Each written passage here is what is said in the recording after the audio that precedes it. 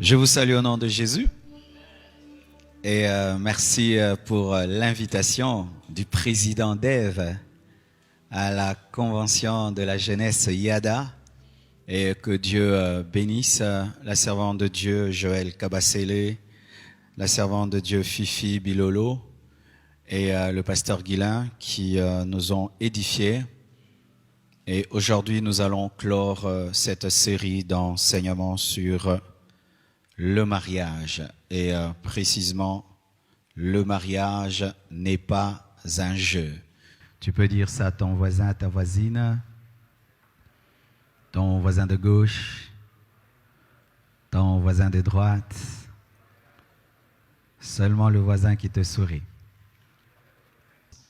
Et on nous présente aujourd'hui le mariage comme étant une rose sans épines. Vous savez, la rose est très très belle, elle sent bon, elle est belle. Mais Dieu l'a créée avec un grand équilibre. Il a créé la rose avec des épines, une fleur qui est très très belle, qui sent très bien. Mais en même temps, cette fleur qui sent très bien est accompagnée d'épines, d'épines qui font mal, qui peuvent même blesser. Alors lorsque le jardinier va couper une rose, il fait très attention. C'est qu'il évite de se blesser, mais il sait s'il fait très attention, il aura un beau bouquet chez lui à la maison. C'est ça le mariage, c'est un équilibre d'épines et de fleurs. Mais souvent on nous présente le mariage comme étant un bouquet qui n'est fait que des fleurs alors qu'il est aussi fait des épines. Souvent on nous présente aujourd'hui le mariage comme étant une bénédiction sans épreuve, une bénédiction sans épreuve où tout ira bien du lundi au dimanche, ce sera parfait, de janvier en décembre. Et beaucoup de célibataires ont cette image du mariage où il n'y a que la bénédiction, mais il n'y a pas d'épreuve. Une fausse image du mariage, bénédiction sans épreuve, une fête en permanence, alors que dans le mariage, il y a des temps de joie, il y a aussi des temps des pleurs, il y a des moments de joie, il y a des moments de colère, il y a des moments de joie, il y a des moments de tristesse. Le mariage n'est pas un jeu. On nous présente aujourd'hui le mariage comme étant un lieu où on aura des droits. Le droit que ta femme te prépare la nourriture, qu'elle se soumette, qu'elle te donne du plaisir et tout. Et la femme aussi, un homme qui va prendre soin de moi, un homme qui va me nourrir, qui va me vêtir, qui va me faire respecter. On ne voit que ce côté-là, je serai respecté, mais on ne voit pas le côté dévoir. Le mariage n'apporte pas que des droits, il apporte aussi des devoirs et des obligations parce que ce n'est pas un jeu. Le mariage n'est pas un jeu. Alléluia. Pourquoi le mariage n'est pas un jeu? Parce que le mariage est un engagement qu'il ne faudrait pas prendre à la légère. C'est un engagement sacré devant Dieu. On ne se marie pas devant d'abord les hommes, on se marie devant Dieu. C'est un engagement sacré.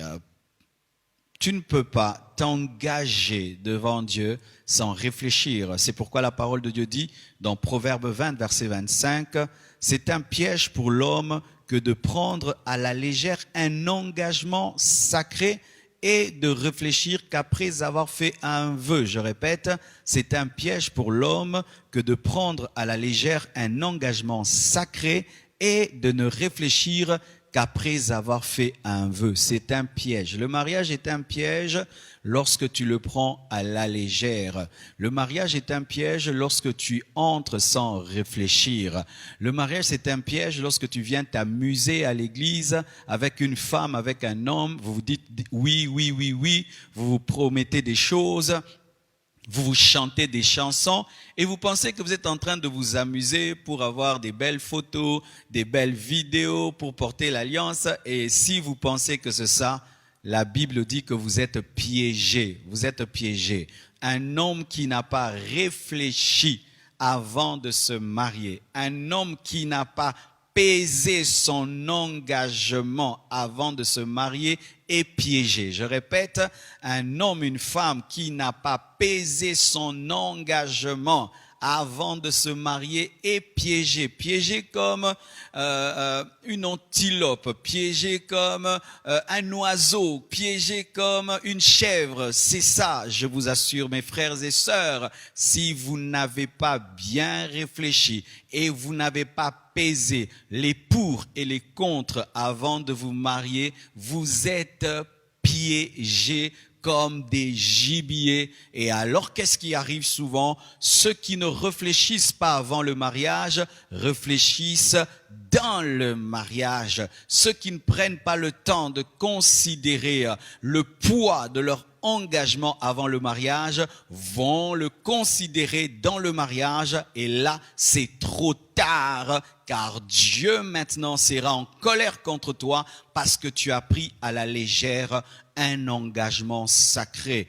Tu ne te maries pas qu'à un homme, tu ne te maries pas qu'à une femme, tu ne promets pas seulement à un homme, à une femme des choses, tu le promets à Dieu. C'est un vœu devant Dieu. Lorsque tu promets à une femme la fidélité, de la chérir, de la protéger, jusqu'à ce que la mort vous sépare, le premier témoin de tes paroles n'est pas ton père, n'est pas ta mère, n'est pas le pasteur, n'est même pas ton conjoint ni ta conjointe, c'est Dieu, c'est Dieu, c'est Dieu. Et vous allez remarquer aujourd'hui, lorsqu'un couple veut divorcer, la première attaque que l'ennemi fait contre ce couple, c'est d'enlever Dieu du couple. Pourquoi? Comme ça, le témoin principal du mariage est ôté, et ainsi on peut faire un parjure. C'est quoi un parjure? C'est lorsque tu te dédies, c'est lorsque tu t'engages et puis tu te désengages. Et souvent, Satan amène les gens à ignorer Dieu dans leur mariage pour qu'ils ne prennent pas en considération le poids de l'engagement sacré devant l'être le plus grand de ce monde, Dieu. On se marie devant Dieu, le Dieu qui a créé les cieux et la terre, le Dieu redoutable, le Dieu puissant, le feu dévorant. C'est devant lui qu'on se marie. Mais aujourd'hui, les gens sont en train d'enlever le caractère sacré, disant c'est moi, j'avais décidé de l'épouser, je me désengage, je la quitte, je te quitte. Non! Tu la quittes, je te quitte, mais tu quittes aussi Dieu lorsque tu quittes le conjoint de ta vie. Alléluia. Quand tu quittes ta femme, quand tu quittes ton mari sans base biblique, tu n'as pas seulement quitté ta femme, tu n'as pas seulement quitté ton mari, tu as quitté Dieu en quittant un homme, tu quittes Dieu. Vous imaginez, c'est pourquoi le mariage n'est pas un jeu, car la présence d'un homme dans une femme dans ta vie est capable d'enlever Dieu de ta vie. Tu imagines ça? Le départ d'une femme peut faire être le départ de Dieu. Le départ d'un homme peut être le départ de Dieu. C'est pourquoi certains qui sont divorcés sans raison biblique, vous êtes en train d'attendre l'enfer. Ah oui, l'enfer. Beaucoup de divorcés iront en enfer parce qu'en quittant leur conjoint et leur conjointe, ils ont quitté Dieu. Le mariage n'est pas un jeu. Le mariage n'est pas un jeu parce que c'est un engagement sacré.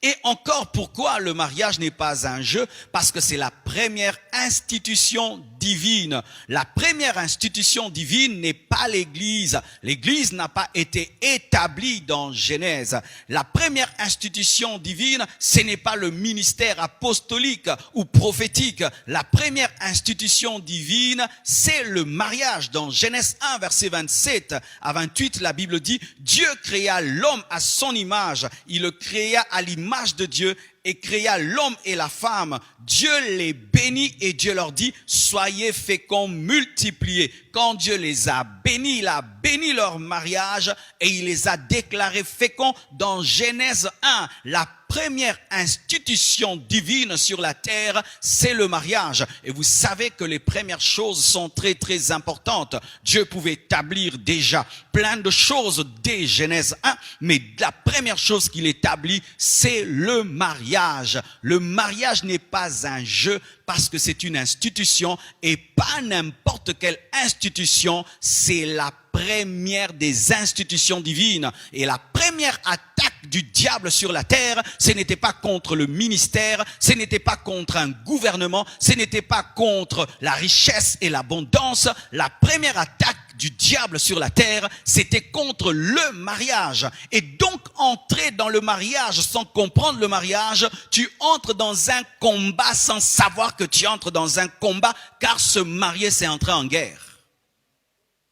Se marier, c'est entrer en guerre, car de la même manière que le diable a attaqué Adam et Ève, il t'attaquera aussi. Il t'attaquera aussi. Je n'ai pas besoin de prophétie pour savoir que le diable attaque mon mariage. Je n'ai pas besoin de vision pour savoir que le diable attaque mon mariage. Certains mariés, vous attendez qu'on vous prophétise. Nous voyons des combats contre votre mariage. Mais le diable attaque toujours et doit attaquer le mariage. Le jour où le diable arrêtera d'attaquer le mariage, il s'est converti. Et nous savons qu'il ne se convertira jamais et il ne peut naître de nouveau. Le diable attaque principalement le mariage parce que toute la société est bâtie sur le mariage. Dieu pouvait remplir la terre des milliards d'hommes automatiquement, comme il a fait avec les plantes, comme il a fait avec les insectes, les oiseaux, comme il a fait avec les poissons. Pourquoi Dieu n'avait-il pas créé directement des milliards d'hommes? Parce qu'il est tout puissant, mais il a créé d'abord un homme, une femme qui devaient se marier.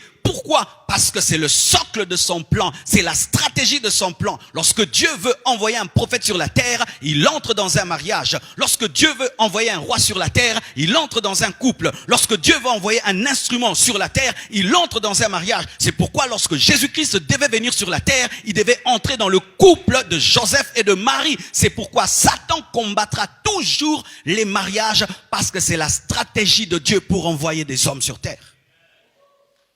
Alléluia. Alors, frères, sœurs, sachez qu'il ne faut pas blaguer à se marier. Il ne faut pas blaguer. Il ne faut pas. Tu entres dans le mariage en blaguant, tu vas pleurer et tu vas souffrir. Je te le dis, tu souffriras et tu pleureras. Et là, ton père ne pourra rien faire. Ton pasteur ne pourra rien.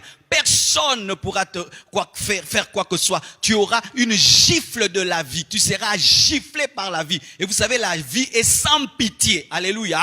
La vie, si elle te gifle, tu auras des cicatrices même de 40 ans. Alléluia. Une autre chose, pourquoi le mariage n'est pas un jeu? Le mariage n'est pas un jeu parce que le mariage réclame une préparation et la prière profonde et la réflexion est, pour finir, l'observation. Toujours dans Proverbe 20, verset 25, la Bible dit c'est un piège pour l'homme que de prendre à la légère un engagement sacré et de ne réfléchir qu'après avoir fait un vœu. Le mariage réclame la préparation. Vous savez, pour devenir pilote de l'air, il faut faire des heures et des heures d'entraînement. Et au départ, on te donne même pas un avion. On te donne un appareil qui ne vole pas et tu fais tout sans voler. On appelle ça comment encore? Un simulateur de vol. Et tu fais beaucoup d'heures rien qu'avec un simulateur. Car si tu ne peux pas faire décoller un simulateur, alors tu vas tuer les gens. Vous imaginez ça? Les hommes de ce monde ont cette sagesse qu'on ne peut pas donner une grande responsabilité à quelqu'un sans l'avoir testé et sans l'avoir préparé. Mais il y a des gens qui ne sont pas préparés à se marier, qui veulent se marier. Ils ne sont pas préparés à vivre avec une femme. Il ne s'est pas préparé à vivre avec un homme. Il ne s'est pas préparé. Il n'a pas suivi les enseignements. Il n'a rien reçu de Dieu pour vivre avec un homme, pour vivre avec une femme. Et tu veux te marier et tu te dis, j'apprendrai dans le mariage. Oui, tu apprendras, mais tu feras du mal à l'autre pendant 5 ans, 10 ans de souffrance. Et après, c'est quand il y aura la joie. Mais il peut se faire que pendant ces 10 années où tu apprenais, tu as tellement blessé le cœur de l'autre, l'âme de l'autre, que lorsque tu as appris, lui est tellement détruit qu'il ne peut même pas bénéficier de ta connaissance tardive. Alléluia.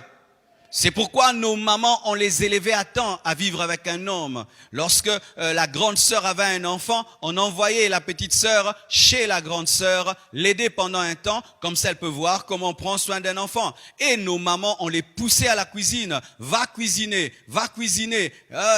On n'acceptait pas qu'il y ait une fille qui ne prépare pas. Il y avait des tours dans la maison. pour cuisiner. Et même les garçons, très tôt, les papas les amenaient à être responsables. Déjà, tu as 18 ans, on te dit que tu es un homme. On envoyait des gens devenir des chasseurs à 16 ans.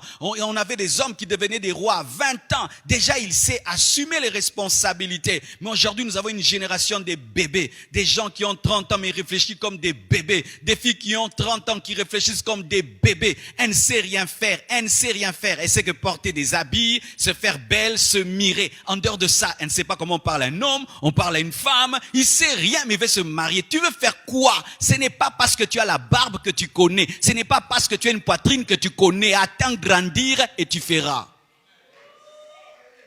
Oh, j'ai grandi. Tu sais quoi? Est-ce que tu t'es préparé à te marier? Et on se prépare aussi financièrement. Tu dois quitter ton père et ta mère pour penser te marier. Mais toi, tu habites chez tes parents, tu penses te marier. Tu vas amener la fille où? Chez toi, à la maison, dans ton ghetto, dans ta petite chambre là qui sent mauvais? On se prépare financièrement avant de se marier. On se prépare physiquement avant de se marier. Lorsque tu penses te marier, tu dois aller voir un médecin pour qu'il te fasse des examens. Amen, hein? Si tu es comestible. Vous avez déjà vu, on met une mangue au marché, on n'a pas testé s'il n'y a pas dedans des insectes. Toi maintenant tu te maries, tu ne te connais pas. Tu ne connais pas si ton corps fonctionne, il ne fonctionne pas. Quelle maladie, combien d'ensemble de maladies tu as, des problèmes que tu as. Maintenant tu vas découvrir dans le mariage que tu es stérile alors que tu pouvais savoir que tu étais stérile avant de te marier. Tu veux devenir une surprise. Oh non, cherche à te connaître toi-même. Connais même ton électrophoreuse. Alléluia. Cherche à connaître ton électrophoreuse. Comme ça, si un homme veut t'épouser, toi, tu sais que tu es déjà AS. Et lui, il vient et il est AS. Tu lui dis, frère, nous aurons des problèmes. Mais tu ne connais même pas. Tu as 30 ans, tu ne connais même pas ton électrophoreuse. Tu connaîtras ton électrophoreuse lorsque le département des couples te demandera de le connaître à ton âge. Alléluia. Tu ne connais même pas ta destinée, tu cherches à connaître ta destinée en ayant épousé la fille d'autrui. C'est quand tu cherches le chemin, c'est comme un taximène qui te prend dans le taxi mais qui ne sait pas où il va et il connaîtra où il va lorsqu'il te prendra dans le taxi. Quelqu'un qui ne sait pas où il va n'emmène personne dans sa barque. On cherche d'abord à connaître sa destination pour embarquer les gens. Mais vous embarquez les gens dans vos vies alors que vous ne savez pas où vous irez. Alors la femme t'épouse pensant qu'elle a épousé un homme d'affaires mais toi tu voulais être à temps plein. Elle se retrouve avec un pasteur alors qu'elle pensait qu'elle a épousé un homme d'affaires. Tu vois le problème? Tu ne savais pas où tu allais. Tu es en train de tâtonner. C'est alors que tu t'engages. Alors qu'il faut savoir avant de t'engager. Préparation. Réflexion.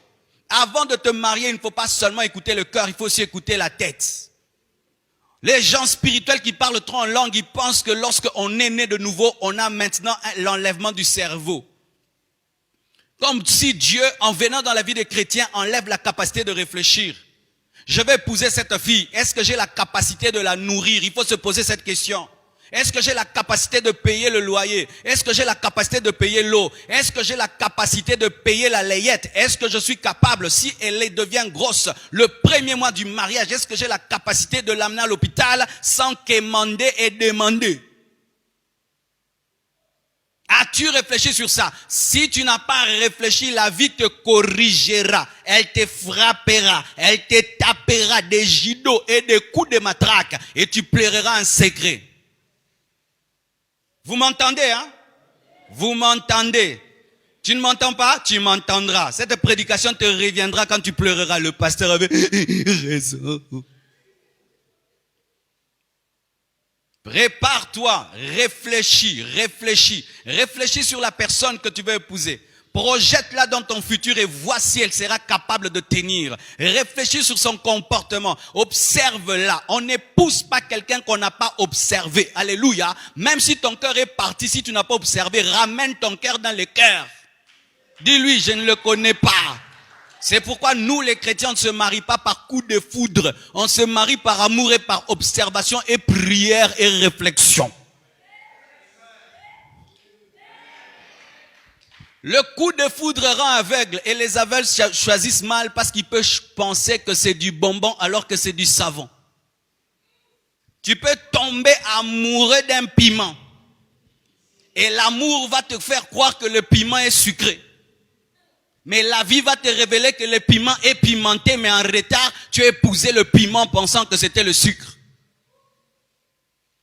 Si tu n'as pas observé un homme, une femme, ne l'épouse pas. Ce n'est pas de la blague, amen, hein? Ce n'est pas un jeu, c'est dans les jeux comprendre. Tu prends seulement, le jeu on joue, hein? Quand on joue au Monopoly, tu t'en fous de perdre ou d'échouer parce que ce n'est pas la vraie vie. Mais dans le mariage, les décisions touchent la destinée.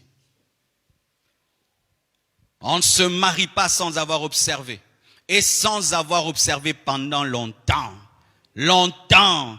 Moi, j'aime pas ces fiançailles-là d'un mois. D'un mois, en un mois, dans un mois. D'ailleurs, vous n'allez pas vous rencontrer tous les jours. Et donc, vous allez vous rencontrer, certains se rencontrent que le samedi, donc 4 fois. Vous êtes rencontrés 4 fois et puis vous vous mariez. Tu as épousé qui? Il y a des gens qui sont des champions en hypocrisie.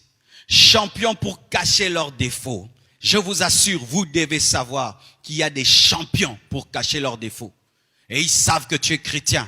Une fois que tu l'as épousé, même si tu vois ses défauts, tu ne peux pas divorcer parce que ces personnes connaissent la parole. Sachez qu'il y a des hypocrites qui savent cacher leurs défauts, leur mauvais cœur, leur tare, toutes ces choses. Et même quand tu es en train de lui parler, moi j'aime pas une femme comme ceci, j'aime pas un homme comme cela, il est en train de cacher, il n'aime pas, il n'aime pas, il n'aime pas, il n'aime pas, il n'aime pas. Et pendant 2 mois, il peut jouer à un ange. Et lorsque tu l'épouses, le démon se révèle. Le mariage réclame la préparation, la prière. On ne se marie pas sans avoir prié suffisamment. J'ai lu le livre d'un homme qui s'appelle Zacharias Tanefamoun. Il avait une église, il est mort. Et lui, il avait un principe. Sa fille ne pouvait pas lui présenter un homme sans avoir prié pendant 1 année. 1 année de prière avant de dire à papa, tel veut m'épouser. Vous voyez le sérieux. Mais toi, tu as prié combien de temps pour dire oui? On te demande la main lundi et puis tu dis mardi oui. Oh, il faut que je dise oui très vite de peur qu'il puisse aller ailleurs. Tu manques d'assurance. Tu ne connais pas le Dieu de ta destinée. Dans la destinée, celle qui est à toi est à toi. Celui qui est à toi est à toi. Mais ton problème, c'est que tu dis tellement oui vite et tu n'as pas eu le temps de prier pour entendre le nom de Dieu. Et lorsqu'on prie, on prie de manière neutre. Tu ne dois pas être subjectif et tu ne dois pas avoir une position où tu as déjà dit oui dans ton cœur et tu vas vers Dieu pour qu'il te dise s'il a dit oui ou non. Non. Lorsque tu vas poser une question à Dieu, tu ne dois pas avoir de position et tu dois te disponibiliser à recevoir un non ou un oui. Mais si déjà tu as déjà dit oui dans ton cœur, tu entendras le oui du diable. Car sachez que lorsque le diable veut détruire une destinée, il imite la voix de Dieu. Et il te parlera comme s'il est le Saint-Esprit et tu vas t'engager pensant que tu écoutais Dieu alors que tu as entendu le diable ou tu as entendu ta propre voix. Faites très attention. Dans le monde des esprits, il y a des esprits qu'on appelle les esprits religieux. Ce sont des esprits qui prophétisent. Ce sont des esprits qui donnent des oracles. Ce sont des esprits qui donnent des visions. Et ils donnent aussi des visions de mariage. Ils donnent aussi des prophéties de mariage. Ils donnent aussi des oracles de mariage. C'est quand tu épouses une personne par prophétie, mais ta vie est détruite après. Tu épouses quelqu'un par une vision, mais ta vie est détruite. Cette vision n'était pas venue de Dieu. Et faites attention, vous qui êtes tout le temps. J'ai vu, j'ai entendu.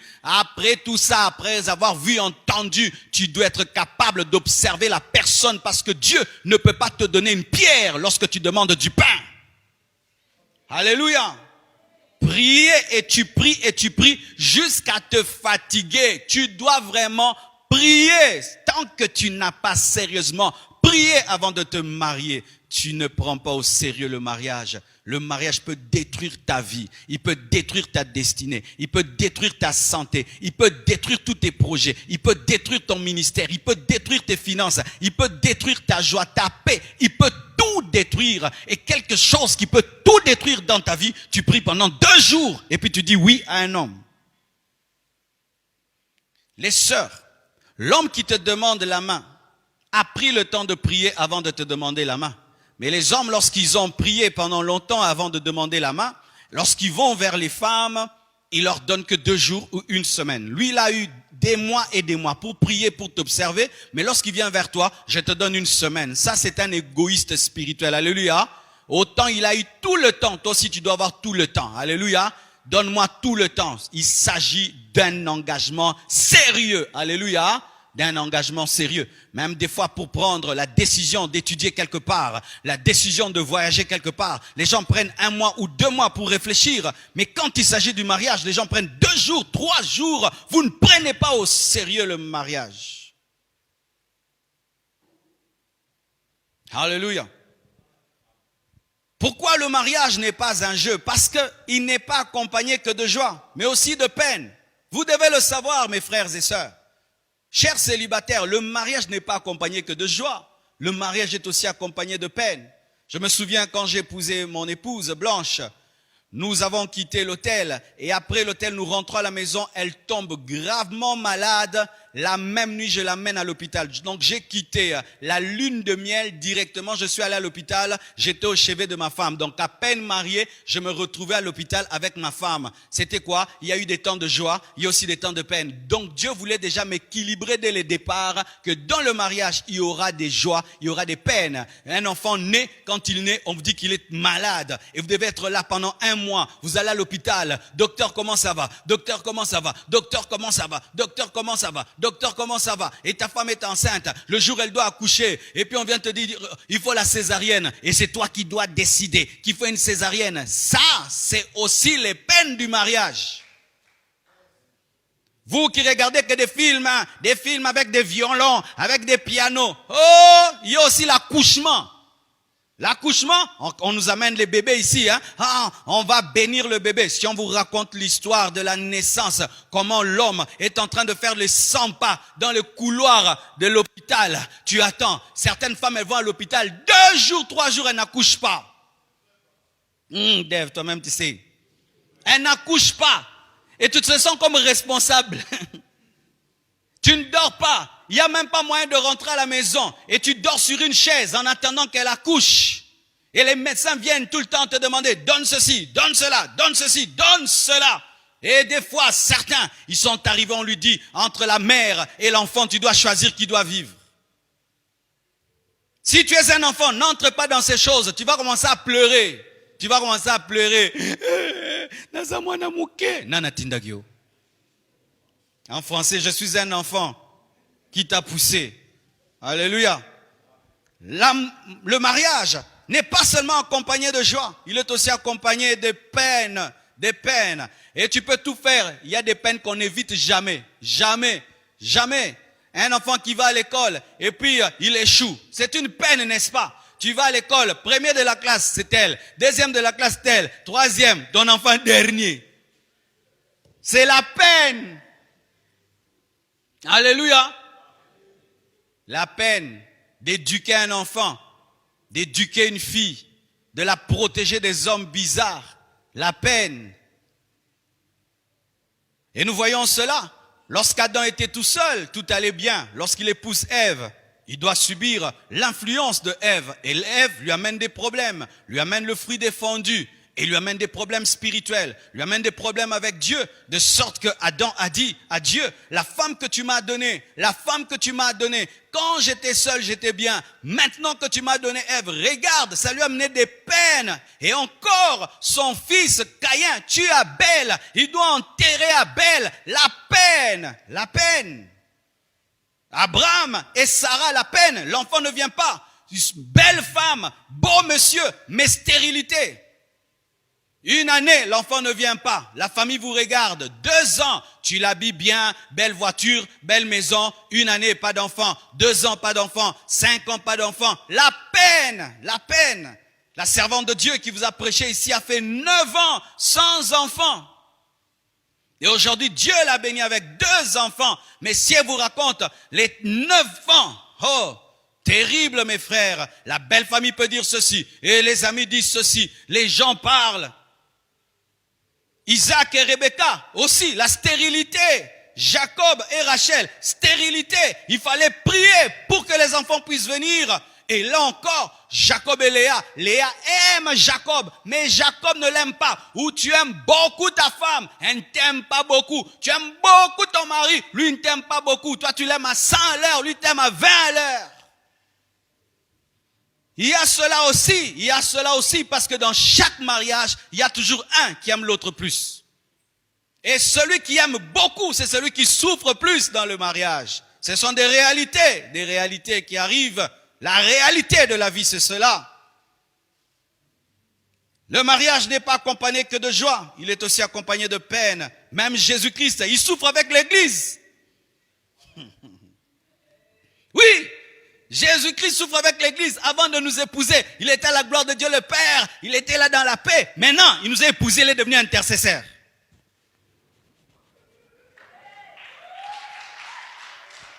Avant que Jésus n'épouse l'Église, il n'était pas intercesseur. Nous avons fait de Jésus l'intercesseur à la droite de Dieu le Père. Debout. Depuis qu'il nous a épousés, debout, en train de prier. Oh Dieu qui t'abandonne pas. Oh Dieu qui t'abandonne pas. Oh regarde l'apostasie. Regarde le Seigneur. Oh mon Dieu. Père, aide-le. Père, soutiens-le. Jésus est devenu intercesseur. Il aura la paix le jour de l'enlèvement.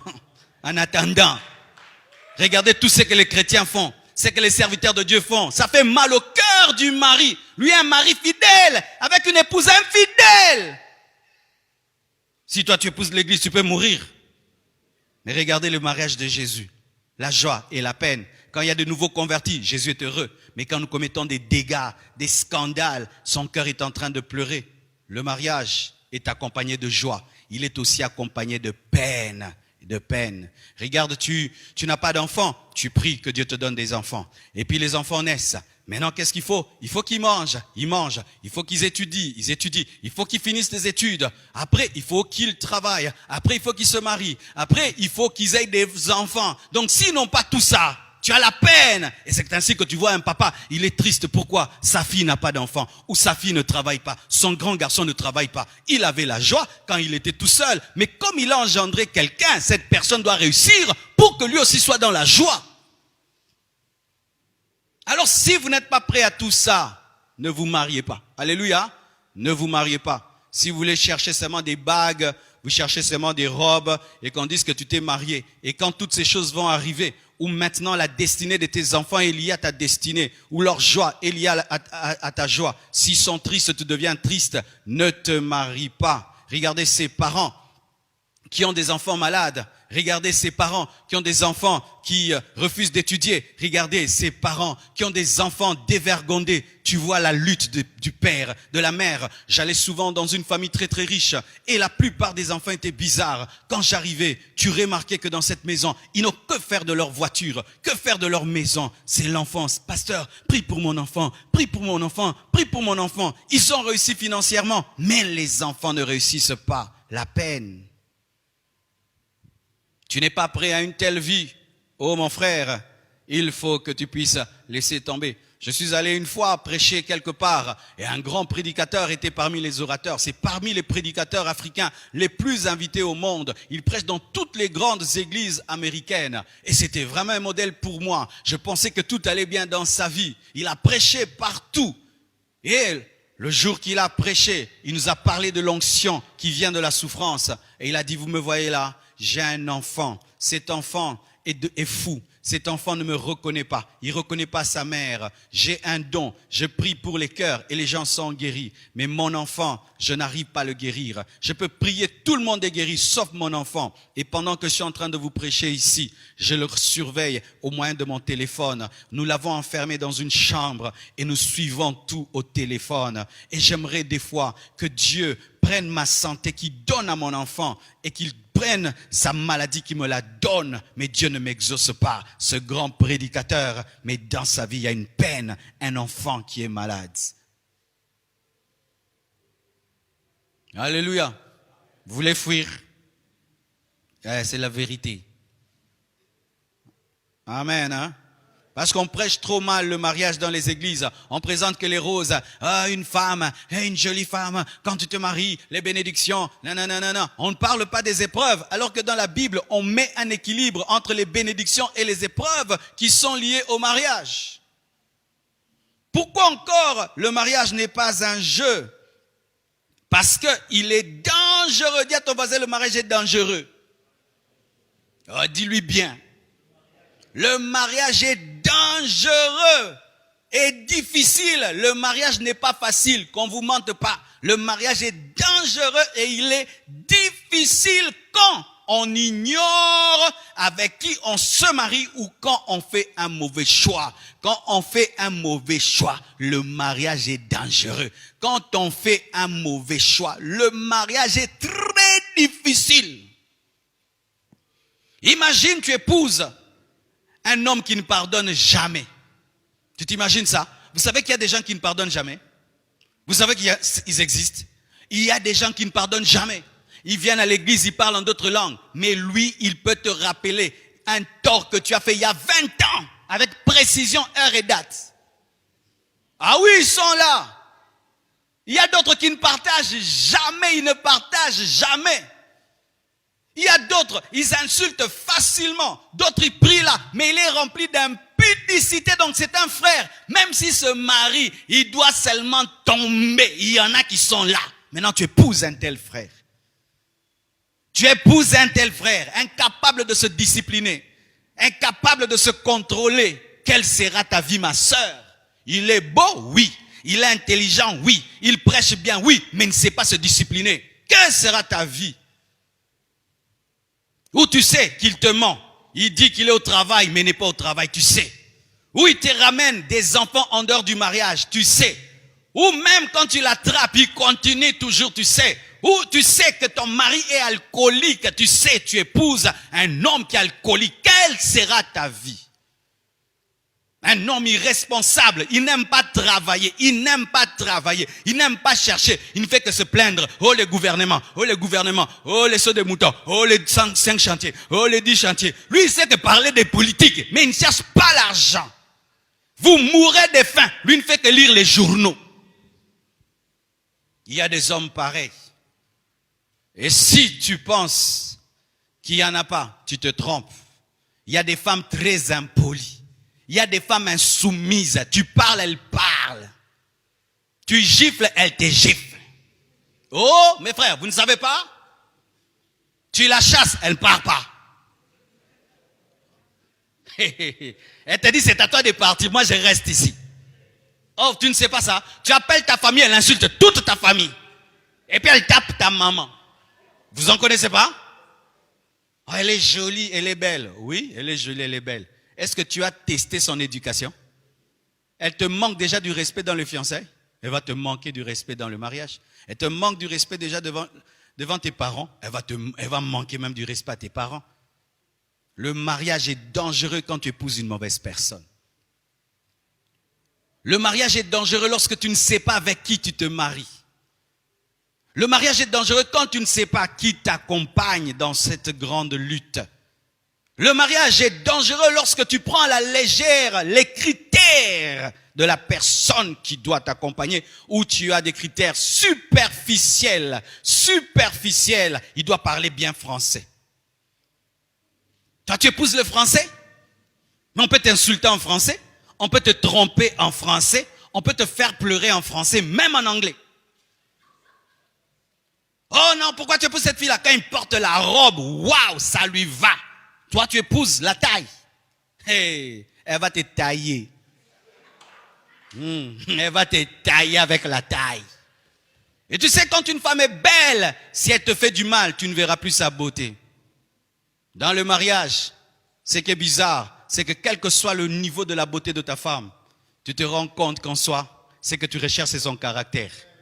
Ah oui, vous les frères là, quand vous voyez des belles silhouettes là, vous tremblez, vous voulez vous évanouir. Calmez-vous. Du calme.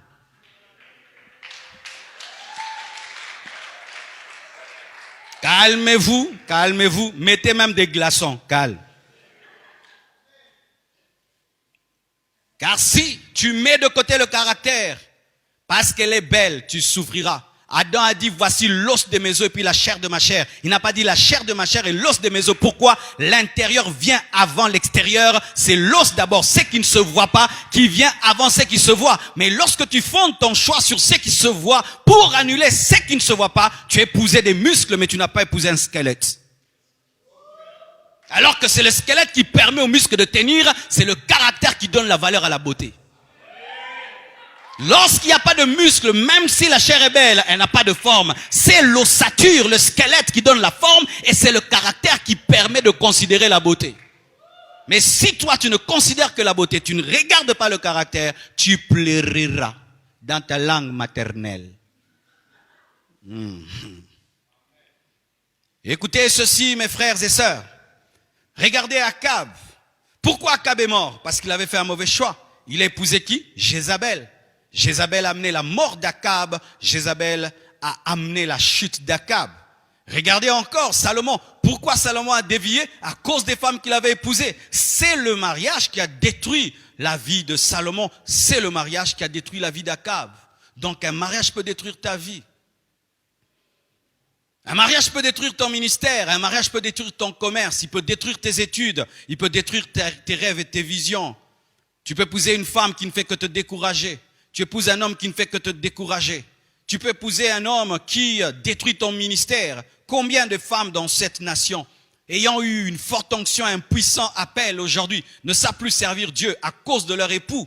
Ce n'est pas Satan qui a détruit leur vie, c'est un homme. C'est un homme. Alors vous devez savoir que l'homme à qui vous disiez oui, la femme à laquelle vous disiez oui, a la capacité d'être la porte de Dieu ou la porte de Satan dans vos vies. Vous devez le savoir. Ne pas le savoir, c'est être ignorant et prendre le mariage à la légère.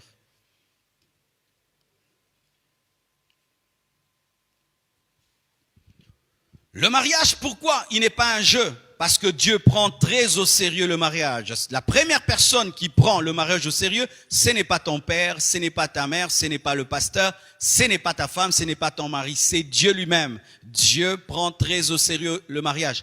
Même si vous êtes mariés, vous deux, avec un seul homme de Dieu, il n'y avait personne. Quand vous engagez de vous marier, c'est pour la vie. Vous savez, j'ai déjà béni un mariage sur Skype. J'ai un fils que j'ai connu à Paris. Et puis, on a vraiment tissé des grandes relations et Dieu l'a envoyé dans les îles de la Réunion. Et là-bas, il ne connaissait pas de pasteur et il a rencontré une réunionnaise là-bas et ils se sont mariés. On a fait un culte en Skype, il y a de cela 3 ou 4 ans et je les ai prêchés sur Skype au travers d'un écran et puis je les ai bénis et je les ai fait porter les alliances et ils respectent cet engagement comme s'il y avait des gens. Ils étaient eux deux dans la chambre, mais ils sont mariés. Pourquoi Dieu était là? Alléluia. Dieu prend très au sérieux le mariage. Écoutez 2 versets importants sur le mariage. Hébreux 13, verset 4. La Bible dit que le mariage soit honoré de tous. Et le lit conjugal exempt de souillure. Les gens évitent des taches sur leurs draps, alors qu'il faut éviter l'impudicité sur le lit. Des gens balaient leur chambre, mais ils entrent dans leur chambre avec l'adultère. Ils trompent sa femme et puis viennent dormir sur le lit conjugal, mais ils époussent pour éviter le coronavirus. Vous n'évitez pas l'adultère. Des adultères qui évitent le Covid, la Covid. Vous évitez le corona et vous portez des masques. Portez aussi des masques contre l'adultère et l'impudicité. S'il est sérieux que vous prenez vraiment contre la Covid, vous le prenez contre l'impudicité et l'adultère, il y aurait l'onction, la puissance sur cette terre. Hein. Vous voyez comment vous respectez ce petit virus qui tue le corps, mais considérez le péché qui tue l'âme. Que le mariage soit honoré de tous. Tu dois honorer ton propre mariage, tu dois honorer ta femme, tu dois honorer ton mari. Tu ne peux pas parler à ton mari n'importe comment, à ta femme n'importe comment. Tu ne dois pas mépriser ton mariage et tu dois protéger ton mariage de toutes les personnes qui n'honorent pas ton mariage. Tu n'honores pas mon mariage, tu vas me trouver sur ton chemin. Qui que tu sois, parce que la Bible dit honorer de tous. Ton père doit honorer ton mariage, ta mère doit honorer ton mariage, ton pasteur doit honorer ton mariage. Dans cette église, lorsque seulement une jeune sœur est mariée, il y a une autre manière de la traiter. Nous devons respecter que maintenant, cette jeune sœur est mariée. Ça te dit, pasteur, je dois rentrer à la maison parce que mes enfants m'attendent, mon mari m'attend. Maman, il faut partir. Pourquoi? Il faut honorer le mariage. Mais si déjà toi-même, tu n'honores pas ton mariage, personne ne va honorer ton mariage. Si toi-même, tu méprises ton mari, personne ne va honorer ton mari. Si toi-même, tu méprises ta femme, personne ne va honorer ta femme. Beaucoup de conjoints ne sont pas respectés parce que leur propre conjoint ne les honore pas. Si tu traites ton mari comme un roi, tout le monde va le traiter comme un roi. Si tu traites ta femme comme une reine, tout le monde va traiter comme la reine. Mais si tu l'insultes, tu méprises ton mari, tu lui manques du respect, tout le monde le touchera. Souvent dans les belles familles, quand est-ce qu'on touche l'autorité de l'homme ou de la femme? C'est lorsque toi-même tu méprises ta femme, tu méprises ton mari.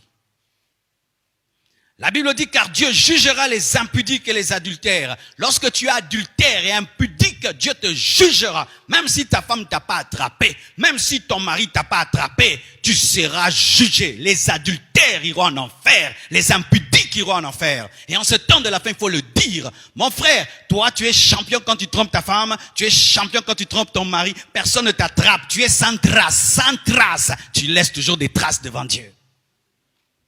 Dieu jugera les adultères, Dieu jugera les impudiques. Même si la loi, aujourd'hui, on est plus dur avec l'adultère, on est plus dur avec l'impudicité. Il y a même des femmes qui comprennent l'adultère de leur mari. Tu peux me tromper, mais il faut me respecter. Tu peux me tromper, mais tu dois dormir à la maison. Tu peux me tromper, mais dans les fêtes, nous deux, des bêtises, des bêtises. Ça c'est quoi, maman? Maman? C'est quoi que vous permettez maintenant? Tu peux me tromper. Prends toutes les copines du monde, mais moi je suis la première dame. Prends toutes les petites copines du monde, mais moi c'est mon nom qui doit être sur les documents des parcelles. Vous aimez tellement les maisons, les parcelles, et vous aurez le sida. Tu laisses ton mari vivre dans l'impudicité, dans l'adultère, pourvu seulement que ton nom soit sur les documents. Dieu dit qu'il jugera les adultères et les impudiques. Malachie 2, verset 16, la Bible dit, car je hais la répudiation. Dieu a de la haine pour le divorce. Dieu a la haine pour le divorce. Même si aujourd'hui le divorce est devenu un jeu, même dans les églises, les gens divorcent. Des chrétiens qui divorcent, des serviteurs de Dieu qui divorcent. Et on rigole. J'ai divorcé, je suis sorti de cette prison. Maintenant je refais ma vie. Dieu a de la haine pour la répudiation. Le divorce, c'est un échec. Le divorce, c'est un échec. Et échouer dans le mariage, c'est déjà échouer la moitié de sa vie. Divorcer, c'est déjà rater le 50% de sa vie. Même si tu continues à avoir de l'argent, tu continues à avoir le succès, tu as raté 50%. Dieu a la haine du divorce, dit l'Éternel, le Dieu d'Israël. Et celui qui couvre de violence son vêtement, dit l'Éternel des armées. Dieu a la haine. Lorsque tu penseras un jour divorcer, vois le visage de Dieu en colère. Lorsqu'un jour une pensée de divorce viendra en toi, vois Dieu. Il n'est pas dans la joie. Il n'est pas en train de te délivrer d'un mauvais mari, d'une mauvaise femme. Il est en colère. Pourquoi? Tu lui avais fait un vœu. Il t'avait pas obligé d'épouser cette femme. Il t'avait pas obligé d'épouser cet homme. C'est toi-même qui l'a amené. Et puis demain, Seigneur, je n'en veux plus. Dieu ne t'a pas obligé. Personne ne t'a amené ici, devant, lié, ligoté, enchaîné. Et qu'est-ce qui arrive? Vous vous engagez librement tout seul. Et lorsque vous voulez divorcer, les serviteurs de Dieu s'opposent à vous. Nous devenons vos ennemis. C'est toi qui nous as présenté cette femme. Et maintenant, nous nous opposons à ton divorce. Tu es en colère contre nous. Aujourd'hui, des divorcés qui culpabilisent les gens qui les ramènent sur le chemin, voulant même qu'on change la parole de Dieu. Tu ne peux divorcer que pour raison d'adultère. Et si tu es incapable de pardonner, mais tu peux pardonner. Et les femmes d'ailleurs pardonnent l'adultère et nous devons acclamer pour elles. Tu ne peux divorcer que si ta vie est en danger. L'autre veut te tuer. Pas en pensée, il y a vraiment des preuves qui veut t'éliminer. Là, tu en sors pour sauver ta vie. Tu ne peux divorcer que si l'autre ne supporte pas ta foi. Il te quitte et il se marie. Et tu es libre, dit la parole de Dieu. Mais dire que non, je ne le sens plus, depuis que je l'ai épousé, ma vie ne va plus bien, depuis que je l'ai épousé, tout est bloqué, son caractère, son comportement, ma famille ne l'aime pas, tout. Non, tu restes avec ta femme, tu restes avec ton mari. Pourquoi le mariage n'est pas un jeu? Parce qu'il engendre des droits, mais aussi des devoirs et des responsabilités. 1 Timothée 5, verset 8 nous donne l'un des versets les plus sérieux de la Bible. Si quelqu'un n'a pas soin des siens, et principalement de ceux de sa famille, il a renié la foi et il est pire qu'un infidèle. Je répète, si quelqu'un ne prend pas soin de ses enfants, de sa femme, de son mari, il a renié la foi et il est pire qu'un païen. Lorsque tu te maries, il y a des responsabilités.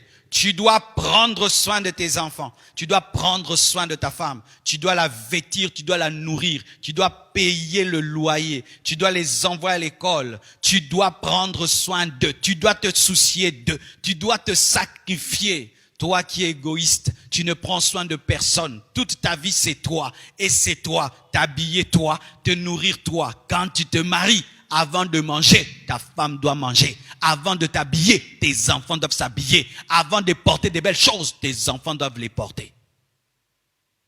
C'est quand vous voyez un homme, il quitte la maison, il ne laisse rien, mais il va manger dans un restaurant à côté du travail. Il est habillé très cher, sa femme est en néant. Habillé très cher, belle voiture, ses enfants vont à pied. Pire qu'un infidèle, un païen, un irresponsable. Tu as des voitures, tes enfants vont à pied. Tu as des voitures, ta femme marche à pied. Tu es bien habillé, bien parfumé, des beaux téléphones. Mais regarde le téléphone de ta femme. Regarde les habits de tes enfants. Tu manges dans des hôtels très chers et tu laisses le pondou et le riz à la maison. Un irresponsable. Et de telles personnes commencent à être pareilles avant le mariage. Avant le mariage. On discerne l'égoïsme d'un homme avant le mariage. Dans des toutes petites choses. Toutes petites choses. On vous sert à manger, il n'y en a pas beaucoup. Lui, il mange plus que toi. Et go. C'est un égoïste. Un vrai homme te dira, mange. Moi, je bois seulement de l'eau. J'aime bien ces garçons qui vont dans un restaurant. Il sent que la fiancée a faim, mais il n'a pas beaucoup de moyens. Il lui dit de manger. Lui, pendant qu'elle mange, lui boit seulement du sucré en se nourrissant de l'odeur. Alléluia. Ça, c'est un homme. Ça, c'est un homme. C'est un homme. Vous entrez dans un bus, il y a pas assez de place, il accepte d'être debout, que toi tu sois assise. Ça, ce serait un homme. Alléluia. Vous vous promenez, un pauvre demande, il s'arrête, il lui donne un 500 francs. Cet homme a de la compassion. Il a le souci des autres. S'il peut avoir le souci de quelqu'un qui n'a pas enfanté, il aura le souci de ses propres enfants. Alléluia. Des petits détails que souvent vous ne regardez pas. Mais ce sont ces détails qui grandissent dans le mariage. Lorsque tu prends soin de tout le monde et tu ne prends pas soin de ta femme, tu ne prends pas soin de ton mari, tu ne prends pas soin de tes enfants, tu es pire qu'un infidèle. Tu as renié la foi. Le mariage engendre des devoirs. Des devoirs. Un marié, tu ne peux pas dormir toute la journée parce que tu dois nourrir ta femme, tu dois nourrir tes enfants, tu dois sortir. Un marié n'est jamais orgueilleux. Un homme marié, mais il est orgueilleux, il ne peut pas chercher le travail, de petits travail. Un père de famille ne dit jamais un petit travail. Tout ce qui peut nourrir ses enfants est un travail. Est un travail. Alors lorsque tu veux te marier, et tu dis bien cela, si tu es lié à tes parents qui te payent l'électricité, tu n'es pas encore prêt. Quelqu'un qui est prêt à se marier, il va assumer ses propres responsabilités, payer lui-même l'eau, l'électricité, s'habiller lui-même. Car beaucoup des fils de papa n'arrivent pas à se marier parce qu'ils ont peur d'assumer des responsabilités. Ils veulent le plaisir qu'amène le mariage, mais ils n'aiment pas payer la maison. Ils veulent le plaisir qu'amène le mariage, mais ils ne veulent pas vêtir la femme. Ils veulent le plaisir qu'amène le mariage, mais ils ne veulent pas se soumettre à un homme et à demander la permission à un homme, mais ils veulent le plaisir qu'amène le mariage. Il n'y a pas de rose sans épines. Il n'y a pas de mariage sans responsabilité. Et il n'y a pas de droit sans devoir. Et d'ailleurs, ce sont les devoirs qui donnent des droits. Ce sont les devoirs qui donnent les droits. Un homme qui est fidèle à ses devoirs aura des droits. Une femme qui obéit à ses devoirs aura des droits. Mais lorsque vous voulez seulement avoir des droits sans avoir des devoirs, vous n'aurez pas de droits car ce sont les devoirs qui donnent les droits. La personne qui travaille la plus, c'est elle qui a beaucoup de droits. Ainsi, si vous refusez le travail, vous n'aurez pas le salaire comme celui qui refuse les devoirs n'aura pas les droits. Tu veux être respecté par ta femme, assume tes responsabilités. Tu veux être respecté par ton mari, assume tes responsabilités. Mais quand vous êtes des irresponsables, vous allez dans le mariage que pour prendre, pour avoir, qu'on prenne soin de toi, qu'on te nourrisse, qu'on t'habille, que ta femme prenne soin de toi, qu'elle qu'elle te prépare. Mais tu n'as pas la notion de la responsabilité. Tu souffriras. Alléluia. Pourquoi le mariage n'est pas un jeu. Le mariage n'est pas un jeu parce qu'il est réservé aux grands. Alléluia. C'est un film enfant non admis. Le mariage n'est pas pour les enfants. Lorsque tu regardes ta télévision et tu vois là-bas on a dit pas pour les enfants, du coup tu dis les enfants partez et même toi-même tu es chrétien, tu dis ce film je ne regarde pas parce qu'il y aura des choses bizarres. Sachez aussi que le mariage ce n'est pas pour les immatures à 4 niveaux. Si tu es immature dans ton corps, tu ne peux pas te marier. Ton corps doit être mûr pour se marier. Parce que dans le mariage, il y a les enfants qui doivent venir et ton corps doit être mûr pour cela. C'est qu'il faut, il y a un âge pour se marier. Les enfants dans le corps ne peuvent pas se marier. Il faut atteindre une maturité sexuelle pour se marier. Mais pas seulement une maturité physique. Il faut aussi une maturité psychique, psychologique. Tu dois avoir les nerfs solides. Hein? Alléluia.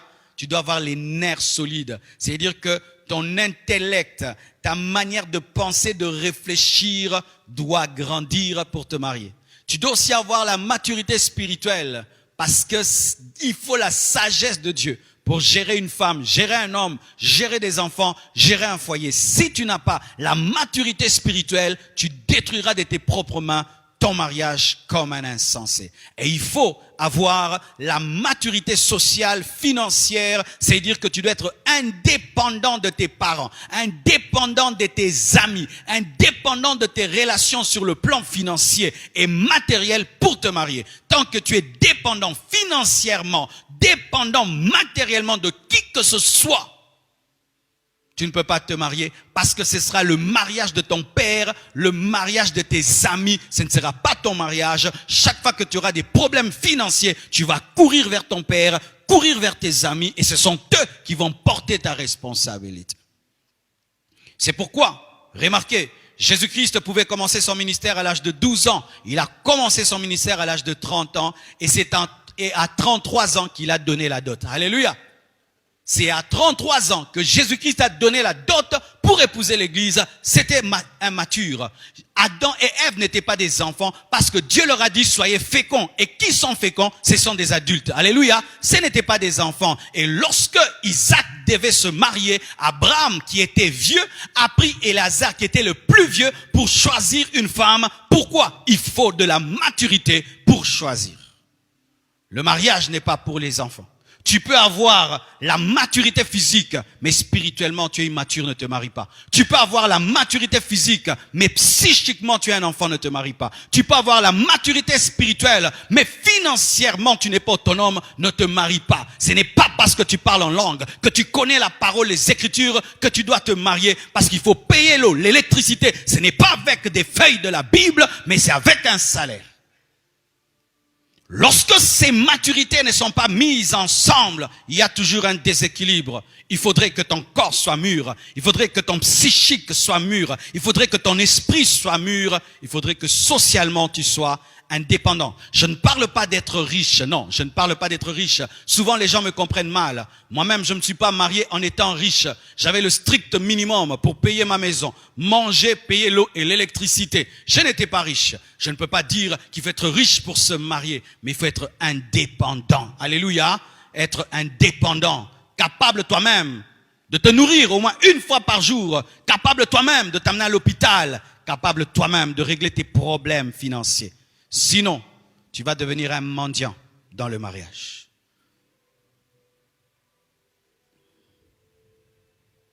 Alors, après avoir dit tout ça, vous êtes déjà déséquilibré. Du coup, vous commencez à voir le mauvais côté du mariage. Écoutez ceci, mes frères et sœurs. Si j'ai beaucoup tapé sur les épines, c'est parce qu'on présente beaucoup la rose. Mais la vérité, la voici, c'est que dans le mariage, il y a beaucoup de joie, mais il y a aussi beaucoup d'épreuves. Il y a beaucoup de paix, mais aussi beaucoup de combats. Il y a beaucoup de bénédictions, mais aussi beaucoup de luttes. Il y a beaucoup de droits, mais aussi beaucoup de devoirs. En soi, le mariage, il faut être équilibré. Quand tu épouses une femme, un homme, tu te dis, cette femme va me donner la joie, elle va me donner la paix, mais des fois, elle va m'énerver. Des fois, elle va me mettre en colère. Quand tu te prépares déjà, tu as déjà téléchargé. L'antivirus va fonctionner. Alléluia. J'aurai des enfants, mais peut-être il y aura des luttes et des combats. Tu es déjà prêt. Quand tu te maries, tu es prêt à tout. Rien ne va t'étonner. Mais si tu te maries comme un bébé qui voit la vie qu'en rose, quand la vie deviendra grise, tu vas croire que Dieu t'a abandonné alors que tout est écrit. Alléluia. Dieu ne nous a pas promis une vie sans problème. Dieu ne nous a pas promis une vie sans combat. Dieu ne nous a pas promis cela. Mais il a promis qu'il sera toujours avec nous. C'est pourquoi, écoutez ce dernier conseil. La Bible dit, dans Jean 15, verset 5, « Je suis le cep, vous êtes le sarment. Celui qui demeure en moi et en qui je demeure, porte beaucoup de fruits, car sans moi, vous ne pouvez rien faire. » Sans Jésus, tu ne peux rien faire. Sans Jésus, tu ne peux éduquer tes enfants. Sans Jésus, tu ne peux être un bon mari. Sans Jésus, tu ne peux être une bonne femme. Je peux témoigner, mes frères, si Jésus n'était pas dans ma vie, je ne serais pas un bon père. Je ne serais pas un bon mari. Je suis le père que je suis. Je suis le mari que je suis parce que Jésus me permet de porter les fruits de la fidélité, le fruit de l'amour, le fruit de la persévérance, le fruit de la patience, me permet d'être un leader, d'être un modèle. Alors lorsque vous allez vous marier, et si vous êtes déjà marié, ne commettez jamais l'erreur d'enlever Jésus-Christ de vos maisons, d'enlever Jésus-Christ de vos couples. Vous allez devenir comme des sarments qui veulent porter du fruit sans le cep. Ainsi tu vas faire l'effort. Je veux aimer ma femme, tu n'arrives pas. Je veux aimer mon mari, tu n'arrives pas. Je veux aimer mes enfants, tu n'arrives pas. Je veux être fidèle, tu n'arrives pas. Je veux être soumise, tu n'arrives pas. Je veux être une bonne mère, tu n'arrives pas. Pourquoi? Parce que tu es déconnecté du cep et tu ne peux porter du fruit. La bonne volonté ne suffit pas pour être un bon mari. La bonne volonté ne suffit pas pour être une bonne femme. Ces hommes que vous voyez là, en train d'être des mauvais pères et des mauvais maris, ont voulu être des bons pères, mais ils n'ont pas la force. Ces femmes que vous voyez là, qui font pleurer leur mari, ont voulu être des bonnes femmes, mais n'ont pas la capacité. Jésus doit être au centre de vos couples. Dommage. Nous remarquons des gens quand ils se marient. Tu vois, tout son zèle est fini. C'est comme si pour eux, le terminus c'est quoi? Le mariage. Avant le mariage, zélé. Une fois seulement qu'ils se marient, on ne prie plus. On ne jeûne plus. On ne va plus à l'église. On est là, mon mari, mes enfants, mon mari. Dieu te prendra Isaac sans te le demander. Quand tu te sépares de Dieu parce que tu as trouvé une femme, Dieu fera que cette femme te maltraite. Quand tu abandonnes Jésus parce que tu as trouvé un mari, Dieu fera que cet homme te maltraite afin que tu te souviennes que lui seul est la source du parfait bonheur. Sans le cep, il n'y a pas de fruit sur le sarment. Sans Jésus, vous ne pouvez rien. Le mariage est très sérieux. Que Dieu vous comble de ses grâces. Merci beaucoup.